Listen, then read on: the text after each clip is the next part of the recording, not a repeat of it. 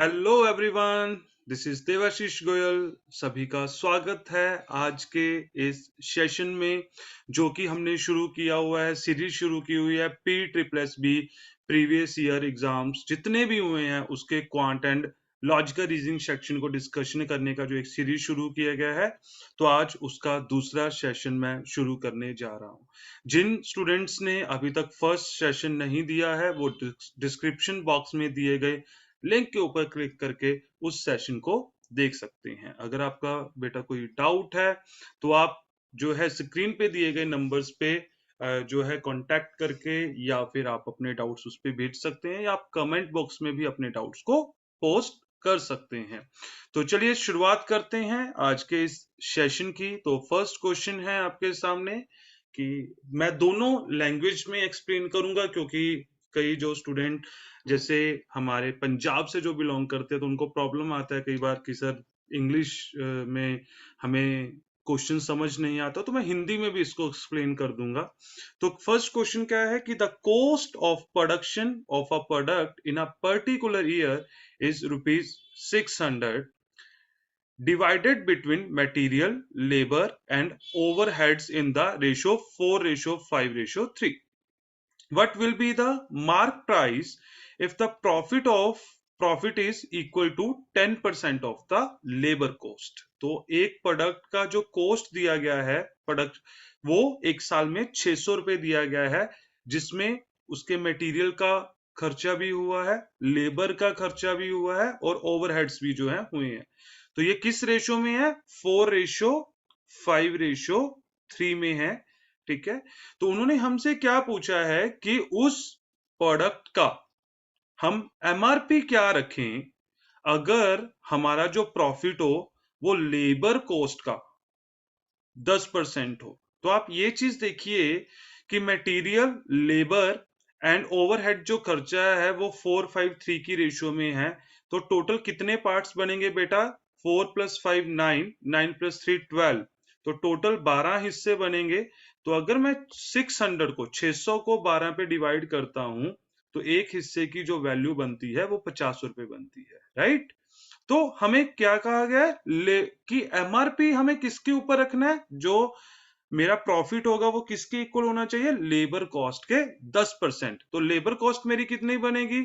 तो अगर एक हिस्से की वैल्यू 50 है तो लेबर कॉस्ट 5 हिस्से हैं, इसका मतलब लेबर कॉस्ट बनी मेरी 250 रुपए। ठीक है। तो जो मेरा प्रॉफिट है इसका लेबर कॉस्ट का 10% है, तो 250 का 10% कितना होता है? 25 रुपए।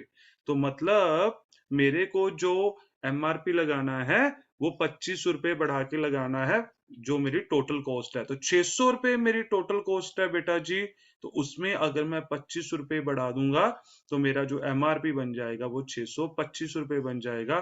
तो B option is my definitely definitely correct. I hope ये सारी चीजें आपको क्लियर होंगी। Let us move to next question. तो हमें ये सम पता करना है, हमें वैल्यूज दी गई हैं यहाँ पे डेसिमल्स में।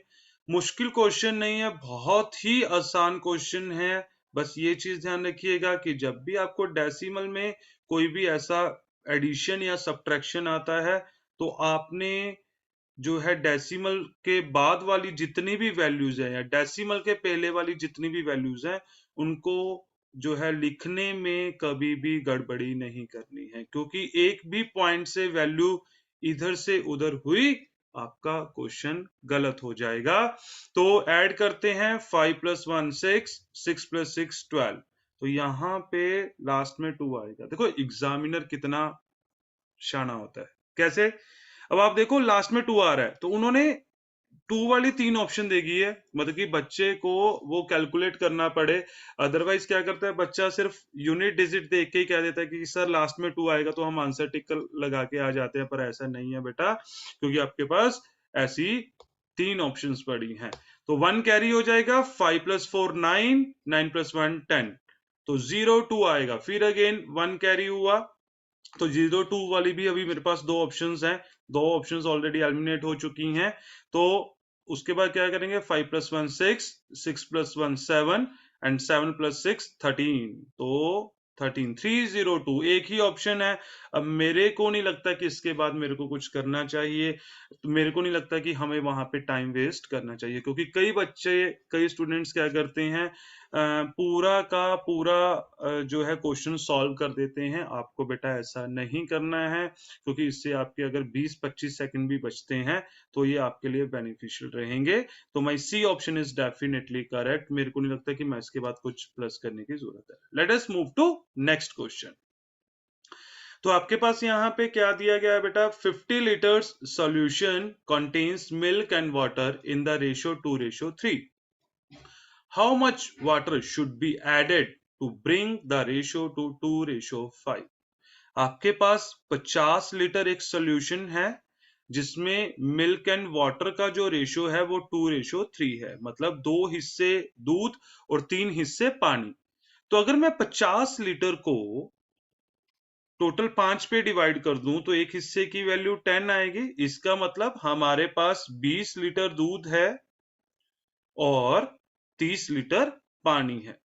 तो हमें क्या कहा गया है कि कितना पानी और ऐड करें कि हमारा वो जो रेशो है वो 2:5 बन जाए। मतलब हमें सिर्फ ऐड क्या करना है, पानी ऐड करना है। दूध 20 का 20 लीटर ही रहेगा, तो इसका मतलब पहले भी जो 2 लीटर 2 हिस्से दूध के थे वो 20 लीटर के बराबर थे।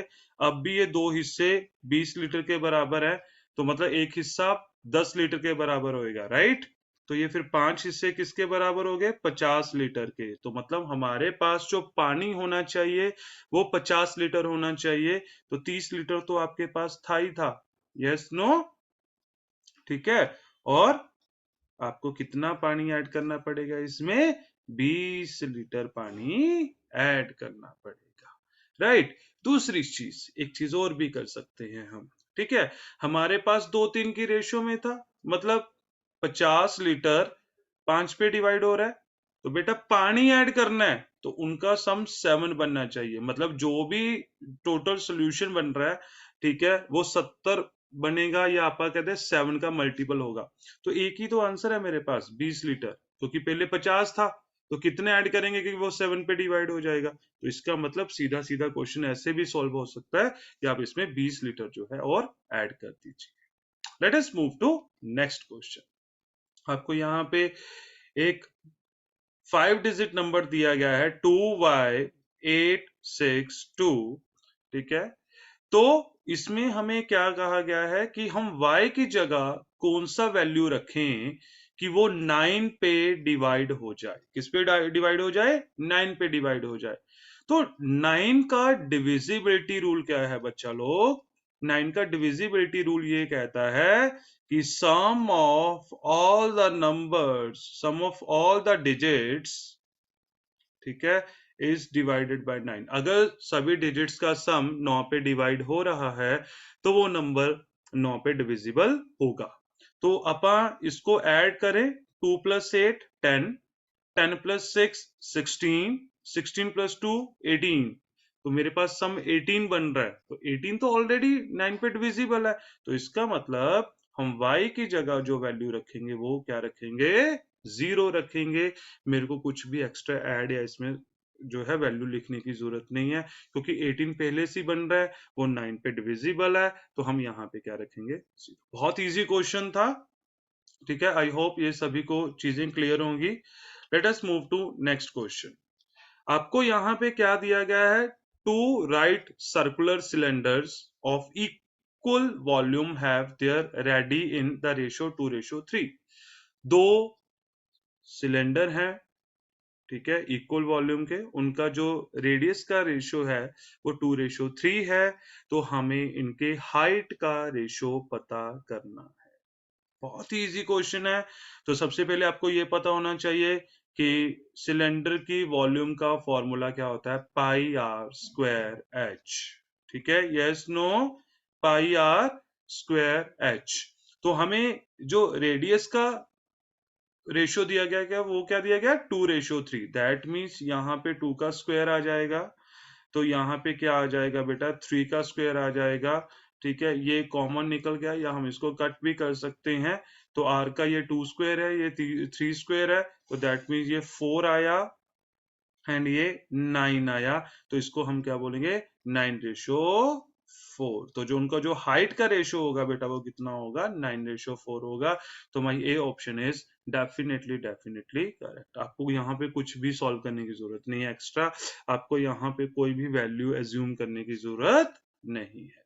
Late us move to next question. The temperature in the polar region is -60°F and the temperature in the Sahara Desert is 52°F at a particular period of time. What is the difference of their temperatures? Polar region में जो temperature है -60 degree है बेटा जी, और जो Sahara desert में है वो 52°F है। तो हमें इनका डिफरेंस पूछा गया है। एग्जाम में सबसे ज्यादा ऐसे क्वेश्चंस में गड़बड़ी होती है। क्वेश्चन बहुत इजी है, कुछ भी कोई कैलकुलेशन नहीं है, ज्यादा कुछ नहीं है, ठीक है, पर बच्चा एग्जाम की टेंशन में या फ्लो में क्या कर देता है कि 60 में से 52 सब्ट्रैक्ट कर देता है और बच्चा कहता है कि सर -8°F आंसर आएगा। ये सबसे ज्यादा गलत दिया जाने वाला आंसर है। बेटा ध्यान रखिए, ये 0 से माइनस में जा रहा है, ये 0 से प्लस में जा रहा है, तो इसमें इन दोनों को हम ऐड करेंगे तो 60 एंड 52 कितना आएगा बेटा, 60 एंड 52 कितना होता है 112। तो 112 डिग्री माइनस में 112°F का जो है इसका फर्क रहने वाला है। ये चीज ध्यान रखिएगा, 112°F का जो है यहाँ पे फर्क रहेगा। आपको ये गड़बड़ी नहीं करनी है, आपको यहाँ पे जो है इनको माइनस नहीं करना है, right. Let us move to next question. A man spends 88% of his income and saves rupees 6,000. What is his income in rupees? ठीक है, तो एक आदमी अपनी इनकम का 88% खर्च करता है और 6,000 रुपए बचाता है। मतलब बेटा 100% में से उस बंदे ने 88% खर्च कर दिया, तो मतलब उसके पास कितने परसेंट बचा, 12% बचा ना। तो 88% तो खर्च कर दिया, ठीक है, 12% बचेगा, और वो 12% किसके बराबर है, 6,000 के। तो बेटा 1% किसके बराबर होएगा, 6% को अगर 12 पे हम डिवाइड कर देंगे तो 1% जो होएगा वो किसके बराबर होएगा बेटा, 500 रुपए के बराबर होएगा, राइट, यस नो। तो उन्होंने क्या पूछा, 100% का वैल्यू क्या होगा, तो 500 इंटू 100, क्योंकि इनकम पूछी है तो उसकी जो इनकम होगी वो कितनी होगी, 50,000 रुपए होगी। ये चीज ध्यान रखिएगा, ठीक है। तो यहाँ पे अगर कुछ वर्ड आता है एनुअली या मंथली इनकम, तो आप उसके अकॉर्डिंग क्वेश्चन को सॉल्व करेंगे, ठीक है। तो बट अगर यहाँ पे कुछ नहीं दिया गया है तो सिंपल 50,000 आंसर आएगा। तो C option is definitely correct. Let us move to next question. A man sells two bikes for rupees 30,000 each, neither losing nor gaining in the deal. If he sold one bike at a gain of 25%, the other is sold at what percent of loss? ठीक है, तो मतलब बंदे ने दो bikes same price पे बेची, 30-30 हजार पे, तो एक में उसको 25% का फायदा हुआ, दूसरी उसने कितने परसेंट लॉस पे बेची कि उसको ना ही प्रॉफिट हो ना ही लॉस हो। अगर आप इसमें 30,000 वैल्यू नहीं भी लेके चलेंगे ना बेटा, तो भी कोई दिक्कत नहीं है, बहुत इजीली आपका क्वेश्चन सॉल्व हो जाएगा, ठीक है।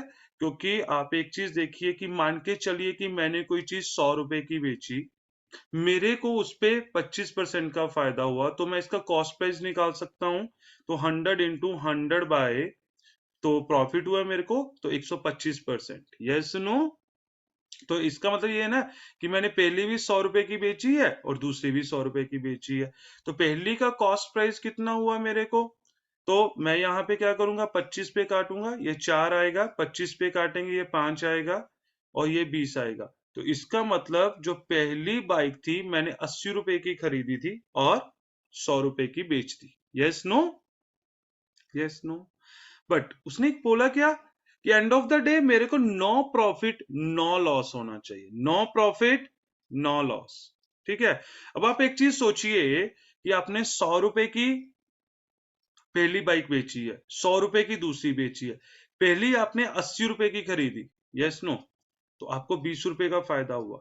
इसका मतलब क्या हुआ कि आपने जो दूसरी बाइक है वो 120 रुपए की खरीदी थी, और आपने बेची 100 की है, तो ही तो 200 रुपए में खरीदा, 200 रुपए में दोनों को बेच दिया, तो आपको बेटा 20 रुपए का नुकसान हुआ।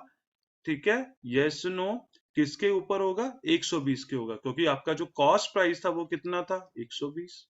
ठीक है, तो ये किसके बराबर होता है? 1/6। एंड 1/6 किसके बराबर होता है? 16.66 या 16/2/3, 16/2/3। तो C option is my definitely definitely correct. अब बच्चे पता है क्या करते हैं यहाँ पे? 30,000 बच्चा लोग, आप यहाँ पे 30,000 को कैलकुलेट करना शुरू कर देते हैं। ऐसा करने का आपको जरूरत नहीं है। और क्या इसका कोई और भी शॉर्टकट बन सकता है? अगर कोई बच्चा मेरे को इसको आंसर इसका शॉर्टकट बना के पोस्ट करेगा, ठीक है, definitely I will give you a reward something. कई बच्चों को पता होता है, मेरे को आप आंसर कीजिए। ठीक है, let us move to next question. एक पर्सन ट्रेवल करता है दो इक्वल डिस्टेंस को 20 kilometre per hour and 30 kilometre per hour की स्पीड से, तो हमें एवरेज स्पीड पता करनी है। When the distance is same, ध्यान रखिएगा, एवरेज स्पीड का फॉर्मूला बता रहा हूं कि जब हमारे पास डिस्टेंस सेम होता है बेटा, तो एवरेज स्पीड फाइंड आउट करने का एक बहुत ही सिंपल कंसेप्ट है। वो क्या है? 2 into first speed into second speed divide by first speed plus second speed. तो क्या लिखेंगे? 2 into 20 into 30 upon 20 plus 30 50। Cut करेंगे हम इसको, जीरो के साथ जीरो कट होगा, ये इसके साथ कट हो गया 25 पे, तो 4 इंटू 2 8, 8 इंटू 3 24, तो 24 किलोमीटर पर आवर जो है उसकी एवरेज स्पीड होगी। तो ए option is my definitely definitely correct. I hope यहां तक आप सभी को सारी चीजें क्लियर होंगी। अगर आपका फिर भी कोई डाउट है तो आप मेरे से पूछ सकते हैं। लास्ट क्वेश्चन पे चलते हैं। हमें यहाँ पे 20 नंबर का एवरेज दिया गया है 23.25। ठीक है, फर्स्ट 9 नंबर्स का जो एवरेज है वो 21.34 है। ठीक है, लास्ट 12 का जो एवरेज है 24.01 है। तो हमें 9th नंबर पता करना है। ये चीज ध्यान रखिए कि यहाँ पे एक पर्सन 2 बार काउंट हुआ है। एक पर्सन कितनी बार काउंट हुआ है? 2 बार, क्योंकि बंदे तो मेरे पास 20 हैं, नंबर्स तो मेरे पास 20 हैं, और यहाँ पे 21 बन रहा है। कोई बात नहीं है। तो यहाँ पे आप एक चीज देखिए कि यहाँ पे एक पर्सन कितना कम लेके आया एवरेज से। तो यहाँ पे एक पर्सन कितना कम लेके आएगा बेटा जी? 5 में से 4 माइनस करेंगे 1। ठीक है, 12 में से 3 माइनस करेंगे 9, 2 में से 1, तो 1.91 जो है कम लेके आ रहा है यहाँ पे एक पर्सन। तो 9 बंदे कितना कम लेके आएंगे? तो यहाँ पे एक बंदा कितना एक्स्ट्रा लेके आ रहा है बेटा? 0.76 एक्स्ट्रा लेके आ रहा है। तो 12 बंदे कितना एक्स्ट्रा लेके आएंगे? तो अगर हम 191 को 9 से मल्टीप्लाई करते हैं तो कितना आएगा? 9 वन जा 9। मैं आपकी थोड़ा बच्चों की तरह भी कर सकते हैं मल्टीप्लाई, ठीक है, डायरेक्टली कर लो यार, इतना टाइम नहीं वेस्ट करना है। 9 वन जा 9, 9 9 जा 81। ठीक है, 8 9 इंटू 1 कितना होता है? 9 और 8 17। यही कुछ करते हैं ना हम एग्जाम में, यस नो? ऐसा कुछ नहीं करना होता, सीधा 19 को 9 से मल्टीप्लाई कीजिए बेटा। ठीक है, 19 को 9 से मल्टीप्लाई करेंगे तो कितना होता है? 171 होता है सर। 1 इंटू 9 9, 17.19 जो है कम लेके आया। अब 76 इंटू 12 760 सीधा सीधा हो गया। 76 इंटू 10, 76 इंटू 2 कितना होता है? 152 होता है, यस नो? 760 में अगर आप 152 ऐड करेंगे तो बेटा जी कितना बनेगा? कितना बनेगा यहाँ पे? 9.12 एक्स्ट्रा आएगा। Yes no? तो ओवरऑल मेरे पास कितना कम आया? मेरे पास कम आया 8.07। ठीक है, तो डायरेक्टली मल्टीप्लाई करने की कोशिश करनी है, थोड़ा टाइम बचेगा बेटा, बच्चों की तरह नहीं करना है। ठीक है, तो हमारे पास एवरेज था 23.25, उसमें से अगर हम 8.07 माइनस कर देते हैं बेटा, तो हमारे पास 15.18 बनेगा। तो my B option is definitely definitely correct. मतलब इसमें एक बंदा 2 बार काउंट हुआ है ना, तो अगर ज्यादा आएगा तो उसी बंदे के पास ज्यादा आएगा, कम आएगा तो उसी बंदे के पास कम आएगा। तो यहाँ पे उसके बंदे के पास जो है वो 15.18। तो आई होप आप सभी को आज का सेशन पसंद आया होगा। ठीक है, अगर फिर भी आपका कोई डाउट है, कोई आपका क्वेश्चन है, आप मेरे से पूछ सकते हैं। ठीक है, इस कंटेंट में मेरी टीम ने जो काम किया है उसके लिए मैं उनको धन्यवाद देना चाहता हूँ। लकी लकी नाम का पर्सन है जो मेरी इसमें बहुत हेल्प करता है, आपके लिए प्रीवियस ईयर क्वेश्चन को जो है कंटेंट बनाने में हेल्प करना। ठीक है, तो फिर भी अगर आपका इसमें कुछ भी डाउट रहेगा, आप एनीवन जो नीचे स्क्रीन पे दिए गए नंबर हैं, तो okay, bye bye, take care. अगले सेशन में मिलते हैं और क्वेश्चंस के साथ।